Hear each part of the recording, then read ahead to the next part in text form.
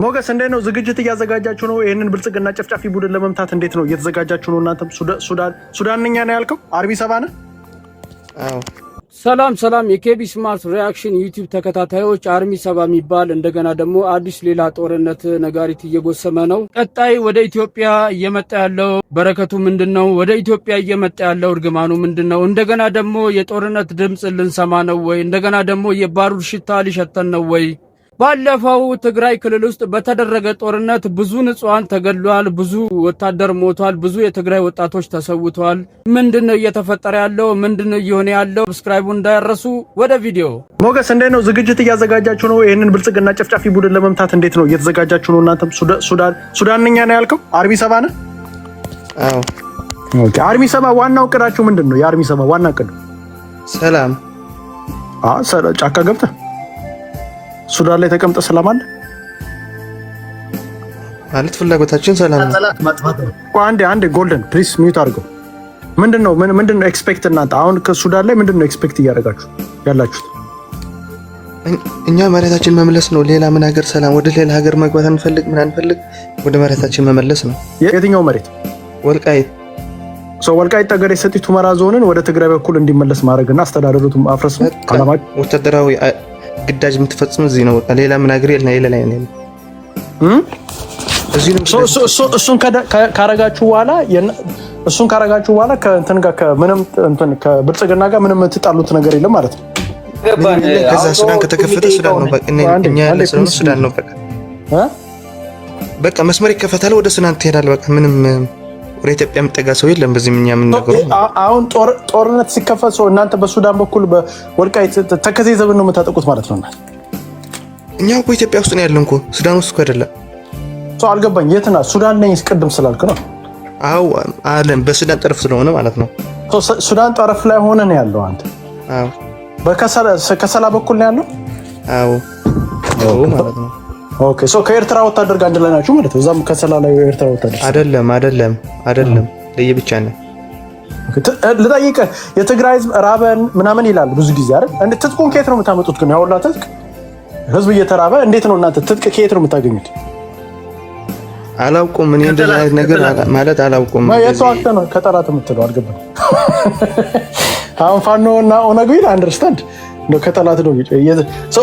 እሺ እሱን አሁን እንኳን ተጠይቀው ትክክል ያልሆነ ጥያቄ ምንድነው ትክክል? እሱ እየመለሰ እኮ ነው። ምን እንደ አልገባኝ እኮ ጋይስ። አንደኛ ይኸውልህ ወንድሜ ዘዋ እሱ መሬት ላይ እየታገለ ለነፃነት እየታገለ፣ አንተ ዲያስፖራ ነው ያለው። ከአንተ በላይ እሱ ያውቃል። ፖለቲካ ማውቆ ነው መሬት ላይ እየታገለ ያለው ምስኪን ወንድማችን። እንትን አትበሉት።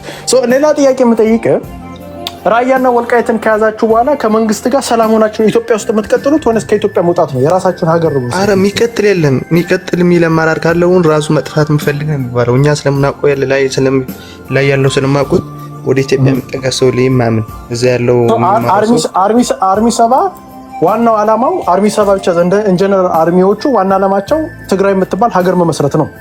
ታዲያ ኦኬ እንዴት አሁን ከአማራው ጋር አትጋጭም በዚህ? ቢካዝ ወልቃይትን ስትይዝ መቼም አማራው ዝም ብሎ እኛ ጋር እኮ አለው እዚህ እኮ የፋኖች ምናምን እኮ አለው። ቅማንት አለ ይተጨፈጨፈ አይደል እንዴ? ቆይ አንዴ ምን አሉ? ቅማንት አለ እሱ አለ ራሱ ቅማንት ሆናል። መተማ አካባቢ ያለው ፋኖ ለእኛ ጋር ያለው ማለት ነው። ኦኬ ቅማንት አለ፣ ፋኖች አሉ እናንተ ጋር አለው። አንድ ላይ ሆናችሁ ነው ማለት ነው እዛ ጋር የተቀመጣችሁት? ጠረፍ እኮ ነው። አንድ ላይ ነው። ከየት ነው ፋኖቹ የት ነው የሚያስመሩት? እጥቅ ከስራ ነው ያወጣቸው እኮ። ቆይ ከእናንተ ጋር አንድ ላይ እዛ ቁጭ ብሏል አላው ኤኒ ታይም መጣችሁ በዛ በኩል ላጠ ነው በቃ። ይሄ መከላከያው ጥርግ ነው የምታደርጉት አንዴ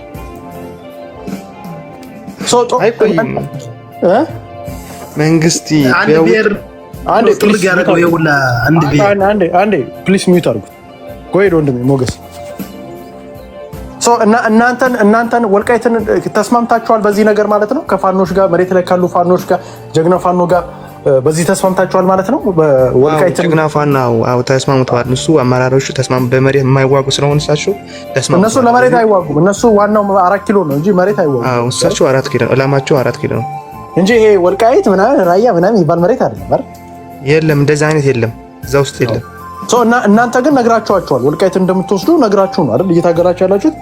ወደኛ ከተኮሰማ 10 ዓመት መሸነፍ አይችልም። ምንም ወደኛ ከተኮሰማ 15 ከጫካ መውጣት አይችልም፣ በጭራሽ አይችልም። ኦኬ ሶ ከጫካ ለመውጣት የግዴታ እና ሶ እናንተ ናችሁ እነሱን እየተጠቀማችሁ ያላችሁት? እነሱ ናቸው እናንተን እየተጠቀሙ ያሉት? እሳቸው እኮ ዓላማ ያላቸው እኮ የተማሩ ሰዎች እኛን ጠቅሞ አይደለም። እሳቸው የተማሩ ሰዎች አሉ የሚሞሩት እሳቸው ነው። ግን ኦኬ ሶ እናንተ ሀገር እንድትሆኑ ምናምን እዚህ ነቀማንቶችም ይረዳሉ። ጥቅማንተም ፋሚ ታዲያው ዋና 4 ኪሎ እስካገኙ ድረስ ዋና 4 ኪሎ እስካገኙ ድረስ አይደል? ሶ እናንተ ደግሞ 4 ኪሎ ደግሞ እናንተ ትሰጧቸዋላችሁ። አንድ ጊዜ ከተጀመረ ጦርነት እኮ ከሁመራ ምናምን ከወጣ እኮ ራሱ ስለሚሸነፍ ፋኖ ብቻ ይችላል።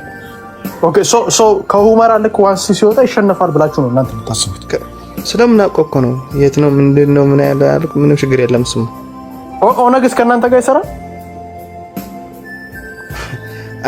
ገል አለ አንድ በውስጥ ላክልህ ቦታ ምናምን እሺ ላክልኝ፣ ችግር የለም።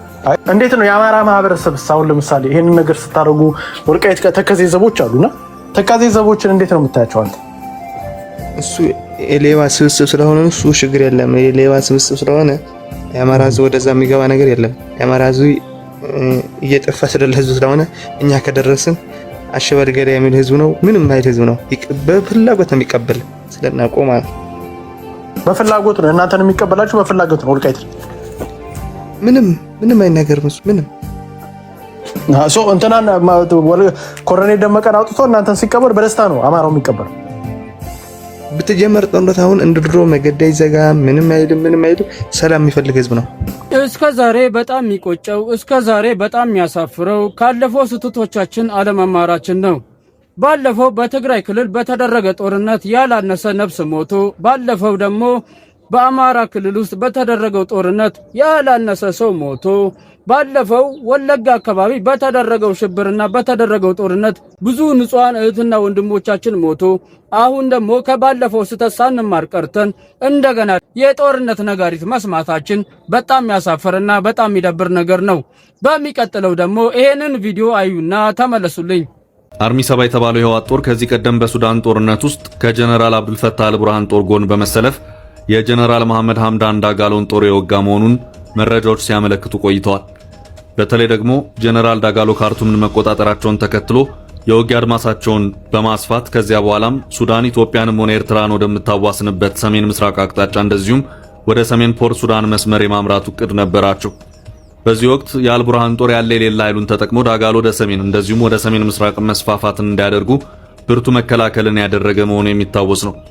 በዚህ ወቅትም ይሄው የህወሓት አርሚ 7 የተባለው ጦር ከአልቡርሃን ጦር ጎን በመሰለፍ የዳጋሎን ጦር እንደተከላከለም ከዚያው ከሱዳን የወጡት መረጃዎች ሲያመለክቱም ነበር።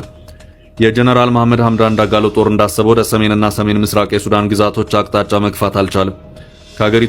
ከሀገሪቱ ጦር ብርቱ መከላከል ገጠመው። በዚህም ወቅት ከተወሰኑ የኃይል እንቅስቃሴዎች ውጪ ባለበት መርጋቱን የመረጠው የዳጋሎ ጦር በዚህ ሂደት ውስጥ እንዳለ ግን በጀነራል አብዱልፈታህ አልቡርሃን የሚመራው የሀገሪቱ ጦር መጠነ ሰፊ ማጥቃትን በማካሄድ ካርቱምን ጭምር ለመቆጣጠር ሰፊ ዝግጅትን ያደርግ ነበር።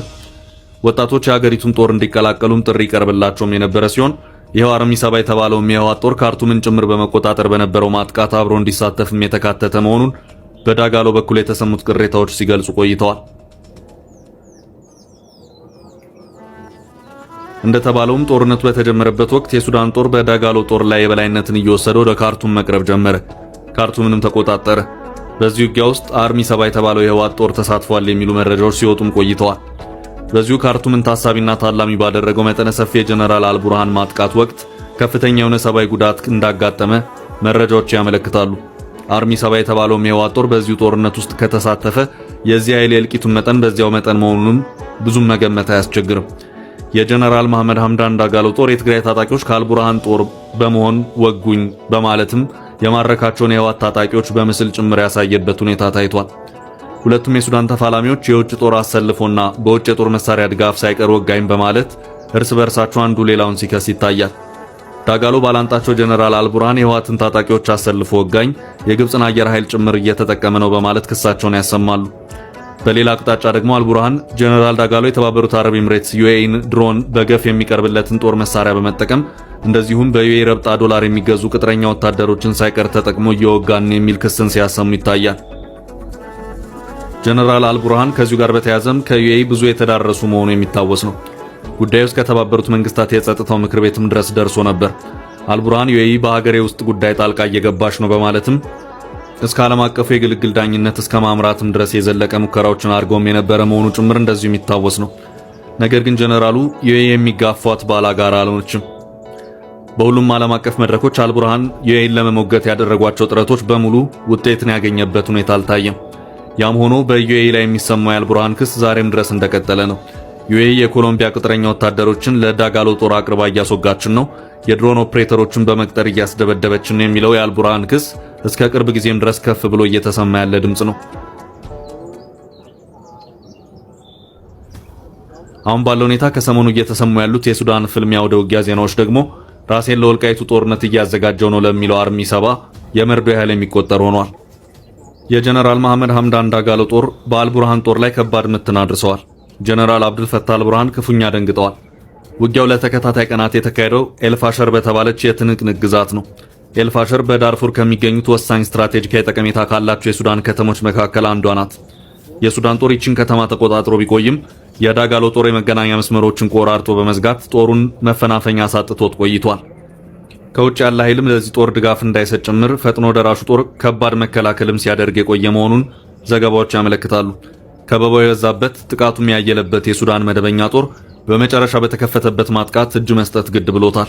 እናም የዳጋሎ ጦር አባላት 6ኛ ክፍለ ጦር የተባለውን ዋና ማዘዣ ጣቢያ የተቆጣጠሩ መሆናቸውን ትላንት ገልጸዋል።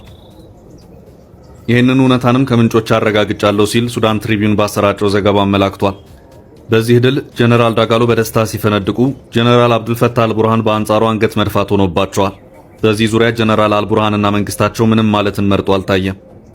ከዚህ ባለፈ ግን የአልቡርሃን ጦር እየተሸነፈ የሚሄድ ከሆነ ለወልቃይት እየተዘጋጀው ነው የሚለው የህወሓት አርሚ 7 ሳይወድ በግዱ ከአልቡርሃን ጦር ጎን መሰለፍ ግድ ይለዋል።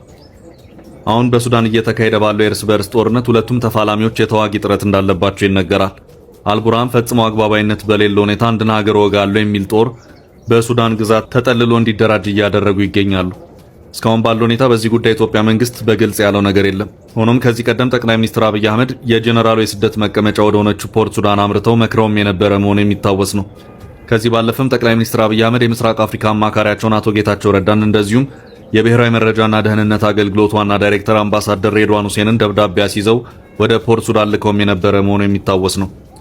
በእርግጥ እነዚህ ጥረቶች ምን አመጡ የሚለው ጉዳይ አሁንም ግልጽ አይደለም። ሆኖም አሁን ባለው ሁኔታ ሲታይ ግን ጀነራል አብዱል ፈታህ አልቡርሃን ቢያንስ የህወሓት አርሚ 7 የተባለው ጦር እሳቸው በሚቆጣጠሩት የሱዳን ግዛት እንዲሰለጥን እያደረጉ ይገኛሉ። የጦር ሲሰለጥን ስንቅና ትጥቅስ የሚያቀርበው ማን ነው የሚለውን በራሱ ጥያቄ ነው። የህወሓት አመራሮችና የኤርትራ መንግስት አመራሮች በድንበር በቀላሉ የሚገናኙበት ሁኔታ መፈጠሩን የሚያመለክቱ መረጃዎች መውጣት ከጀመሩ ዋላ ድር ብለዋል። ይሄ ጉዳይ ቀደም ብሎ በአነፍናፊው አፍሪካ ኢንተለጀንስ ዘገባ የተዘገበ ከዚያም በተለያዩ የትግራይ ፖለቲከኞች በተደጋጋሚ እየተሰማ ያለ ጥብቅ ማሳሰቢያ ነው። በቅርቡ ይሄው አርሚ 7 የሚባለው የህወሓት ታጣቂ በሱዳን የእርስ በርስ ጦርነት ያለቀበትን የሰው ኃይል በሚገባ አደራጅቶና ተጨማሪ ወታደራዊ ስልጠናዎችን ወስዶ እየተመረቀና ለአዲስ ወታደራዊ ኦፕሬሽን ራሱን እያዘጋጀ መሆኑም እየተነገረ ይገኛል። የህወሓት ደጋፊ የሆኑ አክቲቪስቶችና የተለያዩ ማህበራዊ ሚዲያዎች የዚህን ጦር ዝግጅት በተመለከተ ተከታታይነት ያላቸው መረጃዎች ሲያሰራጩ ታይተዋል።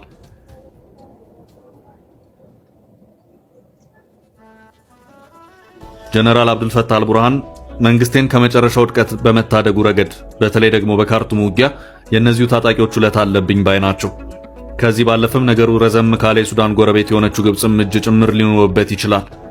ከትግራይ ለሱዳን ወታደራዊ ስልጠና የሚመለመሉ ወጣቶች ወደ ሱዳን ተጉዘው ይህንኑ አርሚ 7 የተባለውን ጦር እንዲቀላቀሉ በማድረጉም ረገድ ኤርትራ በመተላለፊያ ኮሪደርም ጭምር ልታገለግል የምትችል መሆኑን የሚያመለክቱ መረጃዎች እየወጡ ነው።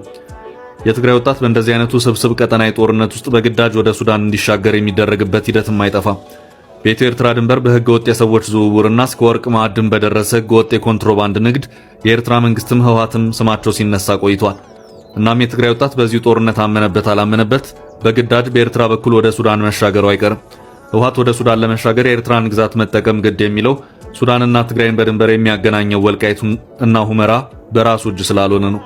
የኢትዮጵያ መንግስትም ቢሆን ይችኛዋን የፖለቲካ ቀመር በሚገባ ስለሚያውቃት ህወሓት ከዚህ በኋላ ወደ ወልቃይትና አካባቢው ድርሽ እንዲል ያደርጋል ተብሎ አይታሰብም። ወልቃይቱ ሁመራ አቅጣጫ ኢትዮጵያ ከኤርትራም እንደዚሁም ከሱዳን ጋር የምትዋሰንባቸው ትራያንጉላር ስትራቴጂክ ቦታ ነው። ህወሓትን ወደዚሁ ስትራቴጂክ ቦታ ማስገባት ማለት በሌላ አቅጣጫ ህወሓት፣ ኤርትራ፣ ሱዳንና ግብጽ በአንድ አቅጣጫ የኃይል አሰላለፍ እንዲተሳሰሩ መፍቀድ ማለት ነው። አሁን ባለው ሁኔታ የኢትዮጵያ መንግስት በሁለት ዓመታት የትግራይ ጦርነት ወቅት በትግራይ በኩል ምዕራብ ትግራይ በሚል ወደሚጠራው የወልቃይት ጠገዴና አካባቢ ተፈናቅለው የትግራይ ተወላጆች እንዲመለሱ ጥረቶች መጀመሩን የሚያሳዩ እንቅስቃሴዎች እየታዩ ነው።